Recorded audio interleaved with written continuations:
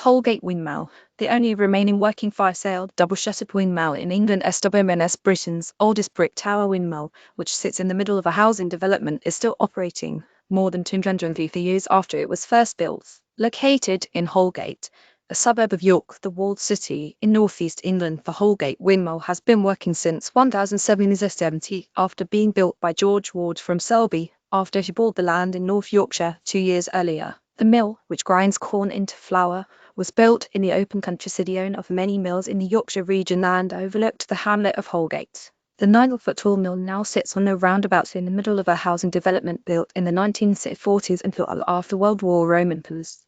It went unused for 90 years until 2001, when a preservation society was formed and successfully restored the mill to its former glory 13 years ago.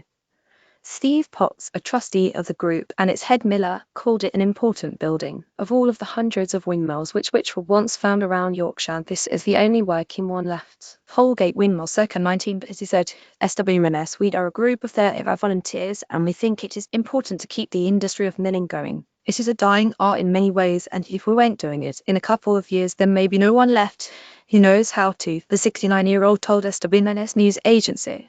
Steve Potts, the head miller at the Holgate Windmill SWNS, plan is to keep its legacy going forever. The volunteers at the windmill have been doing a great job of that these days, as locals can buy wholemeal flour produced at the mill in a number of shops in York. Maybe change is good. Old reformatory prison turned into sunny new apartment complex called Liberty after civil injection. A quarter millennium of history of the mill was erected in 1560. Generations of the Waud family ran it until it was sold in 1518 to John Musham, a local gentleman who hired a tenant miller George Waud to take over. Mr. Musham then sold the mill in 1855 to Joseph Piet, who installed a steam engine which worked for the milling gear and employed William Bean Horseman and later Joseph Chapman as millers. After Piet's death in 1863, it's unknown who owned the mill, but in 1863, Eliza Gutch from the Gutch family took it over, but Chapman continued operating it until he retired.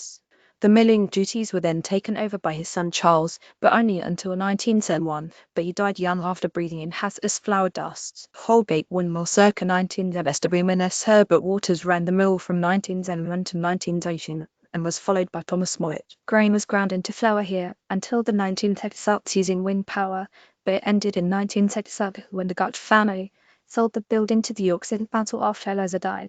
Found some history. Archaeologists discovered as in 2,000-year-old Egyptian city, left it as if it were yesterday. A housing neighborhood soon grew up surrounding the mill after double-shuttered. Holgate Windmill is the only remaining working five-sailed double-shuttered windmill in England. SWNS, but now for over a decade it's been fulfilling the wholesome, age-old mission of sustainable, wind-powered food production in the only working five-sailed, fully double-shuttered windmill in England. Send the good news to history and local food buffs on social media.